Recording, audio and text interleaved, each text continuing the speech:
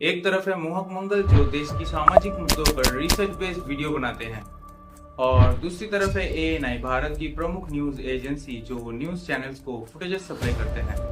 इन दोनों के बीच बहुत कुछ हो रहा है जिसमें काफी सारे लीगल क्लेम्स इन्वॉल्व है।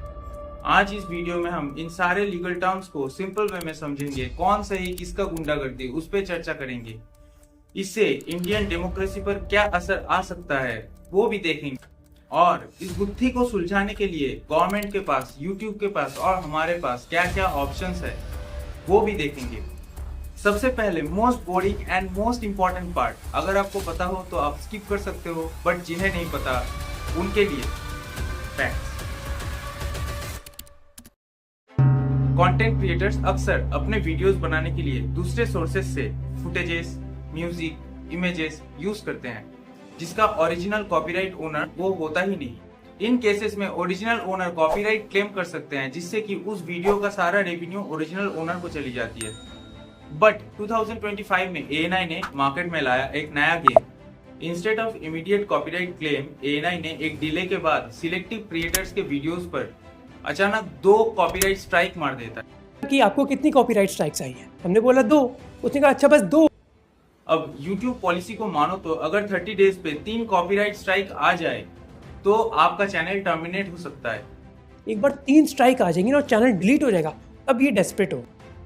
अब इस केस में जब क्रिएटर्स ने कांटेक्ट किया सेटलमेंट के लिए एएनआई के साथ, तो वहां पर सेटलमेंट के तौर पर जो कॉम्पेंसेशन मांगा गया वो कोई फिक्स नहीं है। वो क्रिएटर्स के औकात के ऊपर डिपेंड करता है। किसी से 18, किसी से 22, थगेश से 15, पौरुष से 18, मोहक मंगल से 48 लाख प्लस जीएसटी।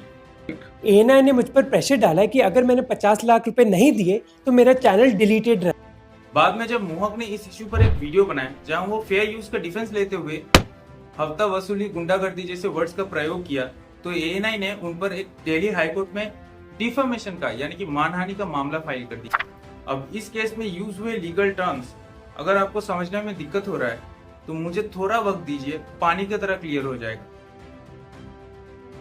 सबसे पहले आता है कॉपीराइट। जब कोई भी इंसान अपना कोई ओरिजिनल वर्क क्रिएट करता है, जैसे कोई movie, music, book, news report, तो उनके पास एक एक्सक्लूसिव राइट आ जाता है कि उस काम को आगे कैसे यूज या रिप्रोड्यूस किया जा सकता है। इस एक्सक्लूसिव राइट को कहा जाता है कॉपीराइट। अगर इस क्रिएशन को बिना परमिशन के यूज किया जाए तो वो है कॉपीराइट वायलेशन। अगर क्रिएटर को उस यूज से जनरेट हुए अमाउंट चाहिए तो वो कॉपीराइट क्लेम कर सकते हैं। अगर क्रिएटर सोचे उस कंटेंट को ही हटा दिया जाए और साथ में सजा भी मिले तो आता है कॉपीराइट स्ट्राइक। अब फेयर यूज क्या है? कॉपीराइट एक्ट 1957 सेक्शन 52 के तहत अगर वो creation research, commentary, criticism, review, education, basically public तक इंफॉर्मेशन पहुंचाने के लिए अगर छोटी मात्रा में यूज किया जाए तो वो फेयर यूज के अंडर आएगा। ये कॉपीराइट वायलेशन का लीगल डिफेंस है। अब जिनको भी स्ट्राइक्स आया वो सभी बहुत छोटी मात्रा में यूज किया, like 4 second, 2 second, 9 second, 11 second. अब इनमें केस कैसे बनता है? द प्रॉब्लम इज इंडिया में इस बाबा आदम के जमाने के लॉ में फेयर यूज का कोई प्रॉपर डेफिनेशन ही नहीं दिया गया। सब केस टू केस वेरी करता है।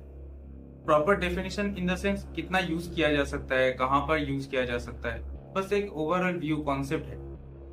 वहीं अमेरिका में देखो तो बहुत क्लियरली फेयर यूज का डेफिनेशन मेंशन्ड है। वहां 4 सेकंड तो क्या 40 सेकंड का भी फुटेजेस के लिए कॉपीराइट स्ट्राइक मारने जाओगे तो गवर्नमेंट, यूट्यूब सारे हंसेंगे तुम पे। वहां पर आप यूज कर सकते हो, कोई आपका चैनल नहीं डिलीट करेगा। वहीं इंग्लैंड में भी copyright design and patent act 1988 section 29 और सेक्शन 30 में डॉक्ट्रिन ऑफ फेयर डीलिंग साफ साफ मेंशन्ड है कि 3 जगह पे आप फेयर डीलिंग कर सकते हो, वो लीगल है। रिसर्च और private study, criticism, review and quotation and reporting on current events. इसीलिए YouTube ने कॉपीराइट स्ट्राइक का कॉन्सेप्ट इंट्रोड्यूस किया कि फेयर यूज के बदले अगर कोई पूरा का पूरा कंटेंट चोरी कर ले तो वहां पर 90 डेज में अगर 3 कॉपीराइट स्ट्राइक आ जाए तो आपका चैनल गायब हो जाए। ये कॉपीराइट थेफ्ट को रोकने के लिए एक सिस्टम बनाया गया था। अब इंटरनेशनली जब फेयर यूज का डेफिनेशन इतना क्लियर है तो आपको नहीं लगता अब समय आ गया हम लोग को भी ये क्लियर कर देने को कि फेयर यूज क्या है, कहाँ यूज कर सकते हैं, कितना किया जा सकता है, और अगर ना भी करे तो उससे डेमोक्रेसी में क्या प्रॉब्लम आएगा वो तो बाद में डिस्कस करेंगे। उससे पहले ये सोचो, YouTube को तो अमेरिका का रूल पता है ना, तो वो कैसे इसे स्ट्राइक अलाउ कर सकते हैं? वो भी 2-4 सेकंड के लिए। अब मामला जब YouTube का आता है तो YouTube बन जाता है बायस। A9 ठहरा एक पावर हाउस, प्राइवेट होने के बाद भी गवर्नमेंट का इतना करीबी, तो YouTube बन गया बायस। अब हम और आप इस प्रॉब्लम में डायरेक्टली कैसे इफेक्ट हो सकते हैं वो जरा जड़ से समझो।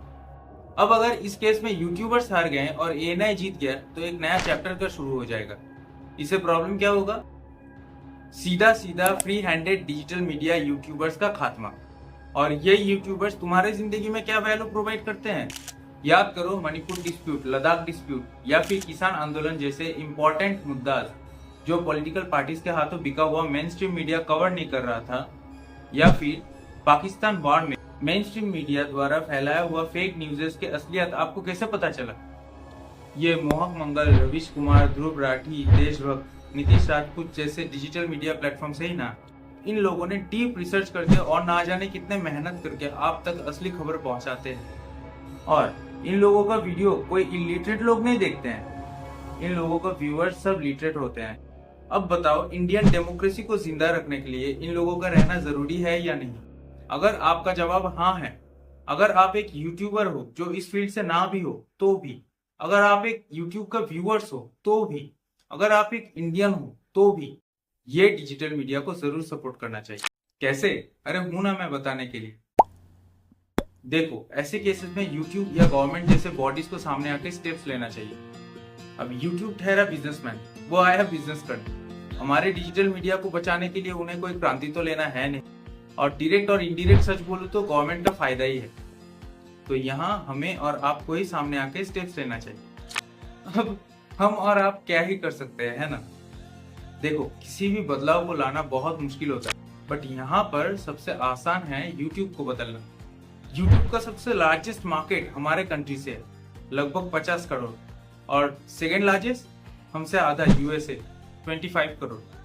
तो समझो हमारे पास कौन सा पावर है। तो अगर हम सब मिलके ये 3 स्ट्राइक रूल्स के अगेंस्ट एक नया रूल चाहे तो यूट्यूब वो कर सकता है। जैसे अगर स्ट्राइक आए तो वो वेरीफाई करो, अगर गिल्टी मिले तो चैनल ने उस वीडियो का वो पार्ट डिलीट करने का नोटिस दो, अगर ना सुने तो वो वीडियो डिलीट कर दो, या फिर पूरा का पूरा रेवेन्यू जो वो वीडियो से आया वो ओनर को दे दो। बहुत कुछ किया जा सकता है। तो अभी आप अपना डिमांड कैसे रखोगे?